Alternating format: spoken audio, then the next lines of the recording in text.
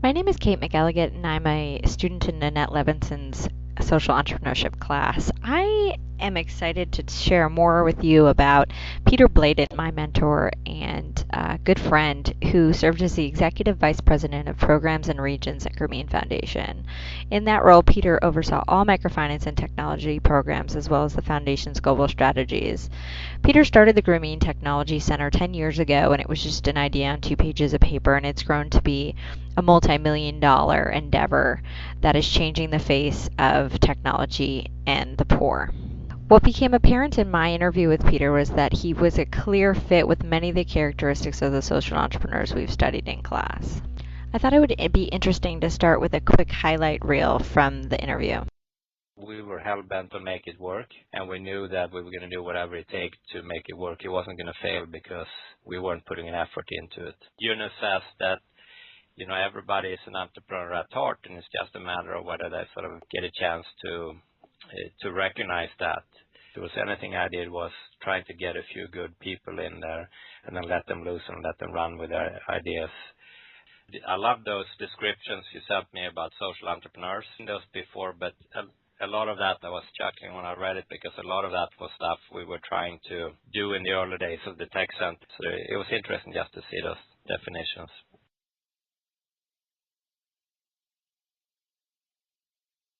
Talk about Schwab Foundations, the innovation, sustainability, reach, and social impact.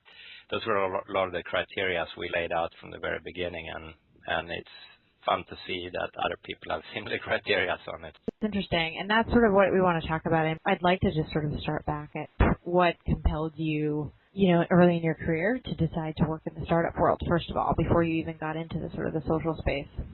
The fact that I jumped on the opportunity to go to the U.S. and try out what then was an unknown company, that was more of the adventure streak in me, that I wanted to just see what it would be like to work in a different environment and a different culture and country.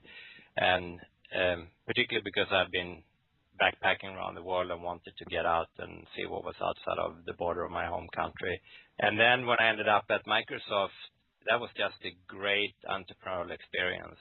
It really was an environment where, particularly in those early days when it was small, where you were given a lot of, big tasks, very undefined, and you kind of had to define it up and have to just go with it.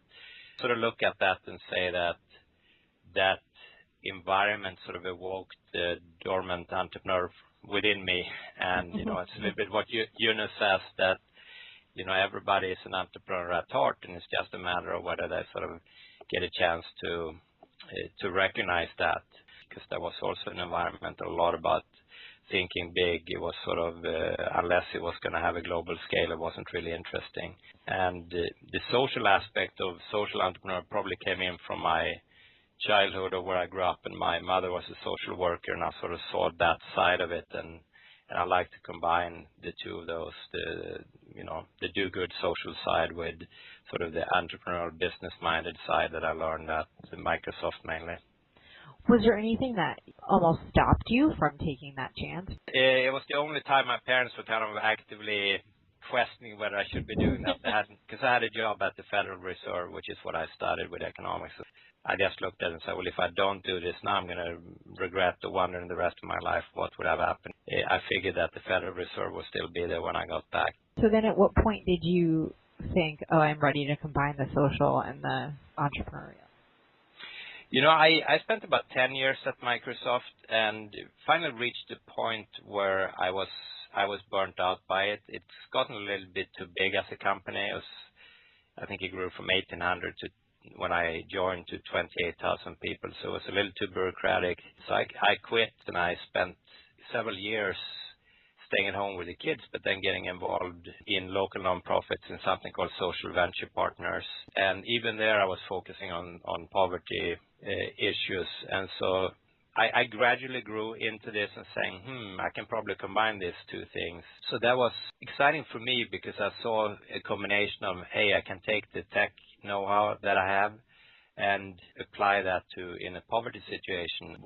So it was just a natural fit to combine both my interests and a little bit of my background. So you sort of got involved in the social venture space overall. And one thing I particularly liked about it was particularly when you look at microfinance, well-run microfinance really scales. And I've always been, maybe going back to my Microsoft days, that if you can't have a global impact or a large impact, then it's not that interesting. So while you can help one person at a time, it's really more interesting if you can help tens of thousands of people at a time. So as you were starting to build this, what was your greatest challenge? There were a couple of challenges, but I think there's probably two that stands out. One was actually financing. And it's funny because I took the job because there was a fair amount of financing promised. I figured we had a runway, but for various reasons that didn't come through. So I built a small team of 3 or 4 people, and suddenly we didn't have any money any longer. So we had to go out and raise money on the and we hadn't done any successful projects yet. We had started some, really shake the tin cup, if you like. We managed to raise $1 million in like 4 or 5 months just on the promise of what we were going to do. But that was really a big challenge that almost made us close the whole thing down. But the other one, I would say, the big challenge was that we were sitting in the States. We had some ideas of what we should be doing and could be doing based on the success that a couple of Grameen organizations had in Bangladesh, particularly with the village phone program. So we had to take that idea and try and build it in a different country where there were all different players. So what was 2 big players in the case of Bangladesh, we had to find a telecom to convince them. We had to find a bunch of microfinance institutions that were all on fairly small size and trying to convince them to do this. So it was really, really hard to get something off the ground, to get it going and to make it happen.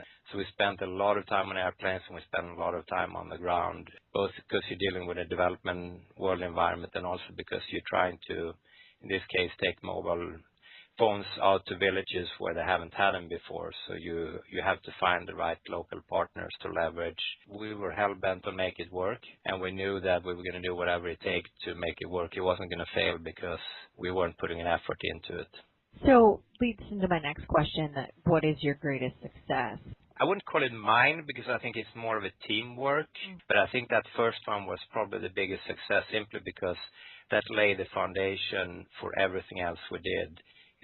By getting a joint venture going with a telco in Uganda, by getting it to some decent scale, and by getting that joint venture to be financially sustainable, we basically proved that there is a business model to do this where local micro-entrepreneurs can make a living while you can still have an entity on the ground or a company on the ground and therefore scale it. I'd be lying if I say that we had a very clear roadmap and say, here's exactly what we're going to do and how we're going to do it. We kind of knew what the next step was, and we knew what we had to do in the next step, and we were pretty rigorous about thinking about what is the next step and what could that lead to. I think it's dangerous, and it goes for, frankly, for whenever you innovate in business as well. You don't really know how the market is going to perceive something, what's going to be successful or not. You can have a hunch about it. Important to be very nimble, to listen to the input, to learn as you go along. And I think it's a great analogy for whenever you have a big, complex problem, and social problems are big and complex, you can get overwhelmed by trying to, design something that's going to work for everything. And instead what you have to do is you sort of have to take what's the next step.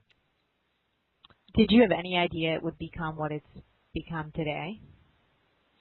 I wish I could say yes, but no, I think, and particularly now as it celebrates its 10-year anniversary, it's gone beyond the expectations I had. But I wasn't too focused on thinking about what it was going to look like 10 years because I was more focused on how we're going to keep the lights on 6 months from now.